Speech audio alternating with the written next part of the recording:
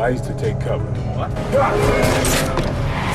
I had warned the sheriff long ago that escorting me would be no easy task. Our vehicle was eventually rammed and flipped onto the ground. Moments later, a car screeched to a halt. Several hitmen jumped out, wielding chainsaws, and began cutting through the car door. They were there for one reason: to kill me. I seized the opportunity to use one of the chainsaws to slice through my handcuffs. As soon as the door was cut open, before they could even react, I launched a counterattack and took down the assassins in mere seconds. But that was just the beginning. More killers were closing in from the distance. Outnumbered, I had no choice but to run with the sheriff into a nearby police station. The moment we got inside, the sheriff slammed the defense button, lowering a thick blast-proof steel shutter that temporarily blocked the attackers outside.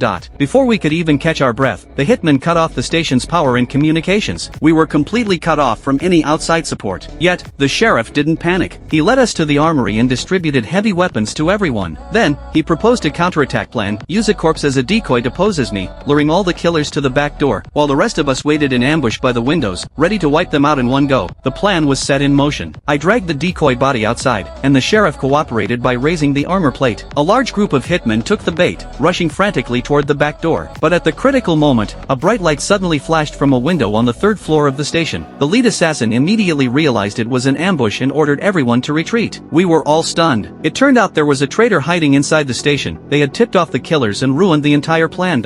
Using the surveillance footage, the sheriff quickly pinpointed the traitor's location. The traitor was just about to meet up with an infiltrating hitman to escape. The sheriff rushed to the scene and decisively shot and killed the assassin. However, we are now in a desperate situation, as the traitor had secretly sabotaged the station's security system. The massive steel shutters are slowly rising, and hundreds of heavily armed killers are swarming in like a tide.